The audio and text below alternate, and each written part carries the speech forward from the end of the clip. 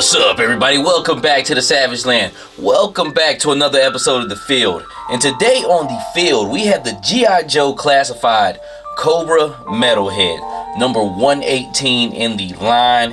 He's from the Iron Grenadiers.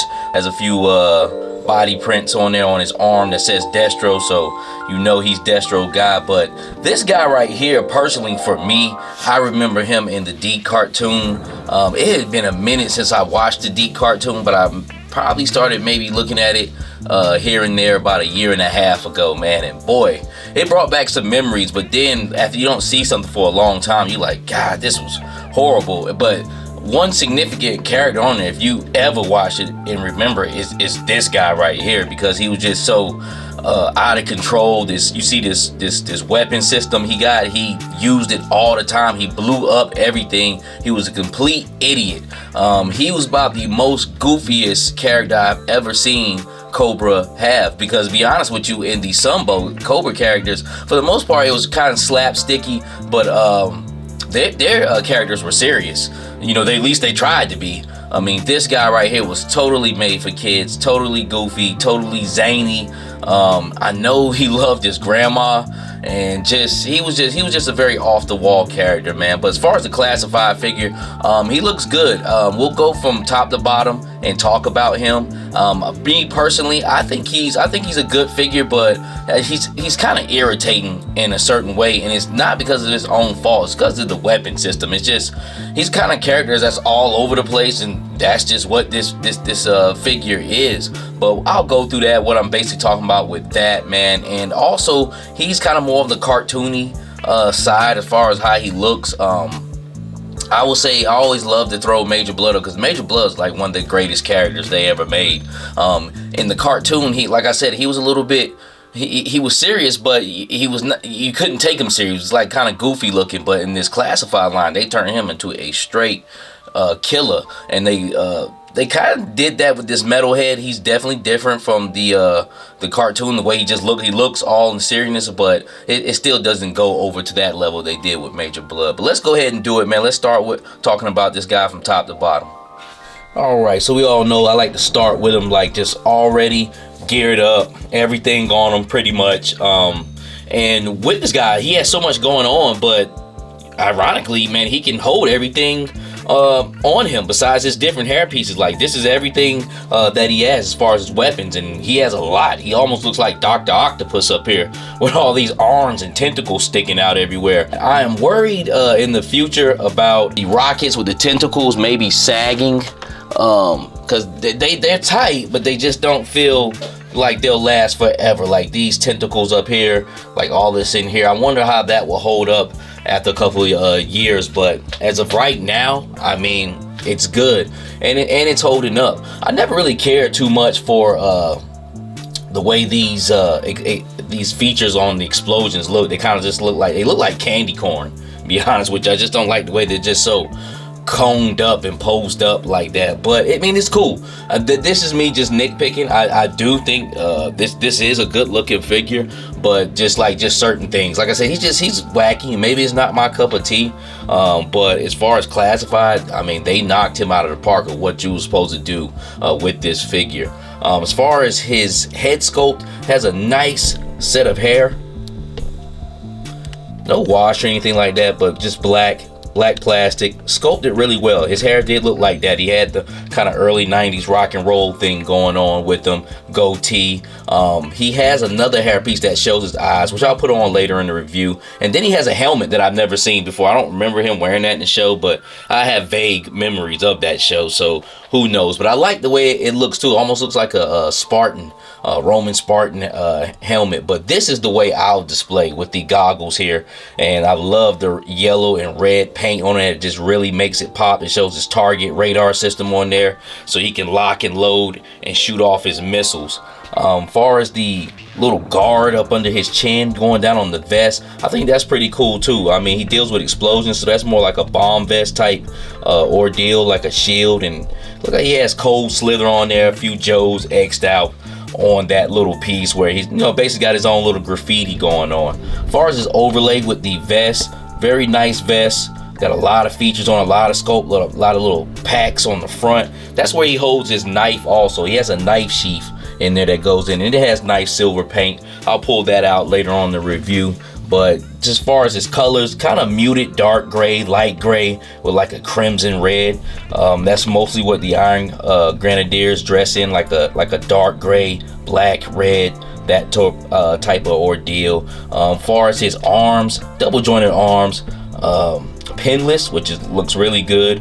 Has a swivel at the bicep there, and just pretty much a regular G.I. Joe articulation. It has a butterfly joint, but even if he didn't have that vest on, G.I. Joe butterfly joints don't go but so far. But the whole body aesthetic wise, I mean, the way they're put together, they move well. Going down, you see with the crotch, same thing. These missiles, which I'll pop them off later on, they have like a ball joint that they plug into on there. I don't know if that was the best way they could do it, but it's an efficient way that they did it. I mean, they don't fall or anything like that. I was thinking maybe where you see where these rockets are on the straps, that maybe you could have a clip-on piece, but after a while, that plastic could get brittle and break, and probably scratch up your figure from putting it on and off. So I think this was the best way to do it. If you heated your figure up and took the legs off, you possibly could just take that little overlay off, to be quite honest, with that ball peg on there. But when we strip him down, we'll definitely take a look at that. But he does have a thigh cut under all of this mess that's going on. Double jointed knees. Once again, the legs are pinless. Boot cut, ankle rocker, ankle swivel looks good. And down here you see that helmet that I was telling you guys about, and that's his other hairpiece where you can see his face, and we'll put those on throughout. But has the black boots. Looks like he has like red laces or a red front in the front of the boots, and just pretty much matching the whole theme of the black, dark gray, light gray, crimson red Iron Grenadiers. But Metalhead looks good. See, like the little switches here, those are like they look like hoses, but at the end it's like a switch so he can operate his rocket system, and they just plug in the back, man. Like I see, he has a lot going on with him, but overall I think they put him together very well. And as you can see here, he has the short black and red laser pistol, which I believe was Snow Serpent's.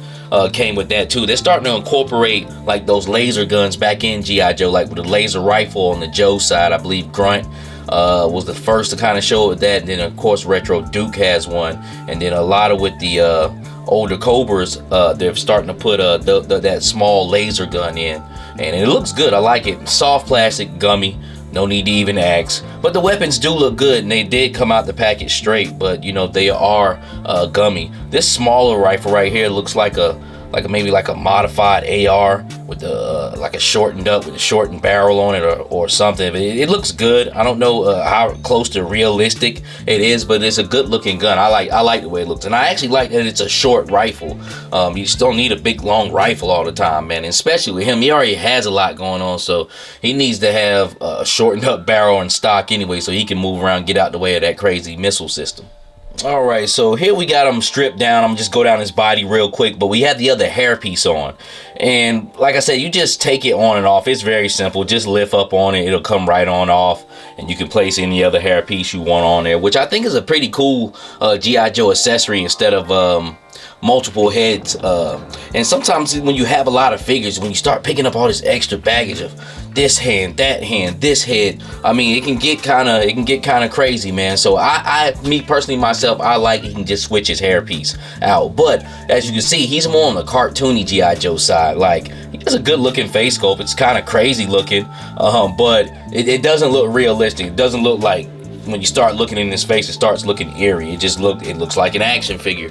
But they did a good job on it. I like his face sculpt. Like I said, he was a goofy, zany guy, so they got that part down. As far as his knife, you see it got there. Like, this isn't the best knife, but at least they put some silver paint on there.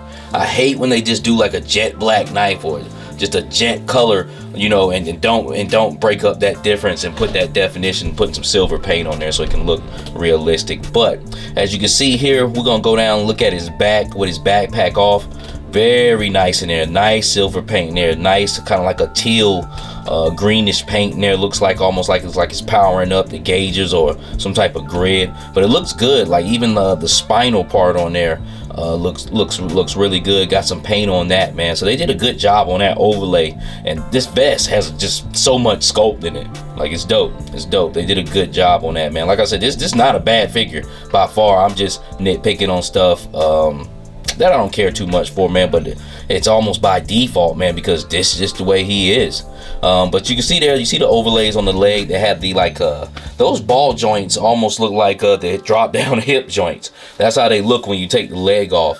They poke out just like that, and those missiles go on the side there. Like I said, if it was clips, it'd probably scratch your figure all up. If there were clips, eventually over years, we talking about years down the road, from hot, cold, room temperature, those things will probably get brittle, possibly break off. If they were more rubbery, then possibly keep putting them on and off, they would stretch out. So this is, I think, the best way you could do it. Just make it almost a part of him. But if you heated it up, you could slip those off if you didn't want it. Like, if this guy goes on sale and I brought another one or a couple multiple ones just to do stuff, I would do that to one of them. I would heat it up, just strip them on off, so because they're really kind of like in the way, to be quite honest with you, man. But as you can see here, once again, going back up and down the body, but the main part was to pretty much show his regular face here and just kind of how he looks stripped down without all of that that crazy gear on, man. And pound for pound, he's a solid figure with a lot of sculpt put into him. Even though he's muted out in color, this figure definitely has a lot of sculpt on. And all right, from one anti-tank guy to another, kind of the changing of the guards. I got Scrap Iron up here, and we got Metalhead together. I guess you would say they're both like missile guys, both like rocket guys who shoot rockets to try to take down tanks or anything that's in their way. And actually kind of polar opposites. Like Scrap Iron, you never really ever heard him talk, and then Metalhead was just blabbing off all the time. But what I did want to show here was his helmet. Just pretty much another plastic piece that slips over. Another good looking piece here, just kind of like Scrap Iron's helmet, slips right over his head and onto him, and it looks good. I like it. I never seen him with this look before. I don't know if it's new for Classified, but like I said, it almost looks like a Spartan helmet or kind of like a samurai helmet almost in the back when you see like the little shield back there. But once again, nice hits of silver paint. This is a great figure. Actually, it's a quality figure. I don't care about the weapon system on his back, but like I said, it's by default. I think this is a well put together figure. Also, his clip in his gun that I have right here, this rifle, is removable, and it looks good. It looks good with the blast effects coming out of it, and I actually think I like moving him around better without that weapon system, or I actually enjoy the figure better because it's a quality well-built figure without that weapon system on the back. But yeah, him and Scrap Iron look like they could have some pretty dope adventures together. Pretty much the odd couple. One blabs off, one doesn't talk, one's serious, one's goofy, one's kind of like, well, they both kind of have muted out colors. They both actually two good looking figures. Put it up against each other, man, with really Metalhead having the better costume, man, because he has more paint on him. They just put a little bit more sculpt into him too, and Scrap Iron is definitely no slouch, definitely an A1 figure. But also, I just wanted to show that this laser rifle also has a removable clip. Also, a clip for what? I don't know, a battery. But it also has a removable clip, man. And like I said, I like his small arm weapons, man. They look really good with him. Yeah, so there you pretty much have it, Metalhead. I'm not gonna blab off about this guy anymore. One thing I will say that people had complaints about is, now those effective pieces, I got them plugged in. They all plug in. You can just have them without the effective pieces in that backpack on. And the missile separates from like the smoke, the effect piece, so it breaks down like that. But what it doesn't, what the missile launcher doesn't hold is the missiles on the inside. Like if you don't have the effect pieces on, a lot of people are complaining about that. But like I said, to me, for the playability on this, you can either have it on his back or off. I prefer off to actually move around and mess around with him. Only time I would have it on his back is like for pictures or something significant like that. But other than that, it seems like it's well built, but just with just the design, how long will it hold up?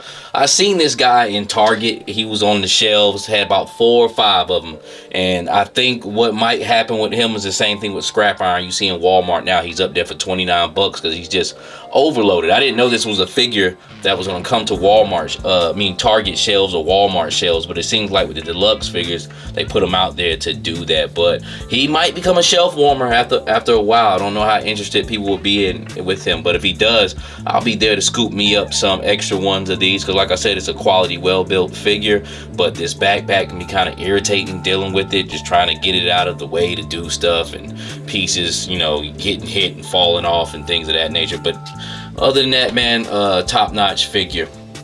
But this is the Savage Land. We do this for the love and beauty of action figures. If you can, give me a like, comment, subscribe. Hit me on my Instagram at Geppetto910. And with that being said, until the next time, God bless.